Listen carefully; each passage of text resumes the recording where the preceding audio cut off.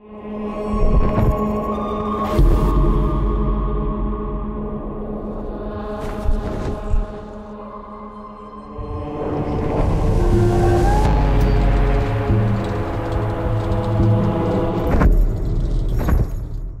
a no-holds-barred, unrelenting, never say die, just not gonna give in.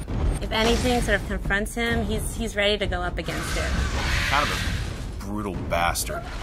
Dante's not a good guy. Right. Ah!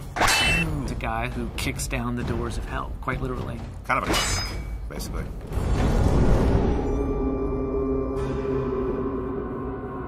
The thing about hell is it's hard to find someone who could stand up to all that. And that's really what the impetus to make our character as badass as he became. The poet, as he goes through hell, he's fainting, and Virgil picks him up and carries him over spots. And that's not a character that we could use for a hero.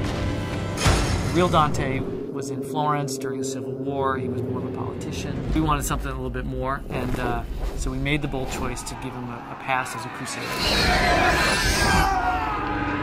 He's had a pretty tragic and, screwed up past. A lot of things in his past that haunt him. He's definitely not some straight sort of action hero. I like the fact that he's a little bit more human. I mean, obviously he's wielding this giant scythe that most of us couldn't lift, and I know because we built one for Comic-Con. So he's definitely, superhuman in that sense. But there are certainly moments in the game where he's not sure if he can go on. I think the story kind of demanded that he be a little bit more complex.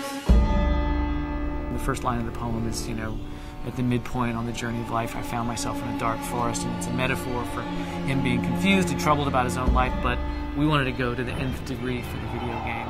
And so we wanted him to basically have committed all these horrible sins. Dante is guilty of all 9 sins and then some. Definitely start to see how his family factors into it, and you might start to see some familiar faces as you're going through hell and how that sort of messes with him. He's done a lot of bad things in his life. I think one of the important things is as you play through the game, you realize that Dante also tries to redeem himself. The tapestry on Dante's chest is basically this enormous symbol of guilt for him, summing up all the terrible deeds that he's done, or all the terrible moments and memories of his life. The tapestry represents Dante's realization that he needs to suffer for his sins, the same way that people have suffered by his hands. Remembering things, but he's remembering horrible things, so we wanted them to be like nightmares, And we knew that we wanted a really cool mechanism for showing those kind of flashbacks in the game. He's literally wearing the sins of his past sewn into his chest, and he's the one who's sewn them in there. We unfold his past transgressions through a series of flashbacks.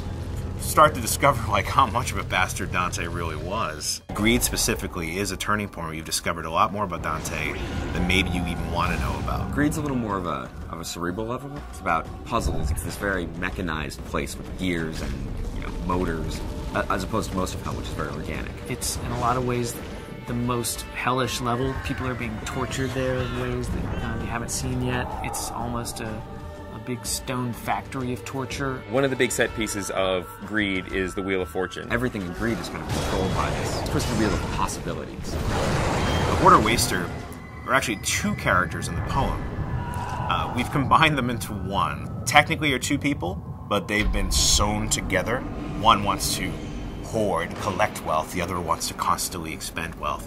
And they're stuck together for an eternity to sort it out amongst themselves. Greed is all about torture and teasing people with the lure of gold and ripping them apart as they reach for this. Totally different sort of environment. You got molten gold sort of dripping on the sides. It's a complex level, but it's pretty fun to go through. Greed's an interesting level because it's really kind of the beginning of Act 2 in a lot of ways. You're going to leave Greed behind, descend down into the 5th circle, and which is anger, and that's where the putrid swamp of the river Styx begins.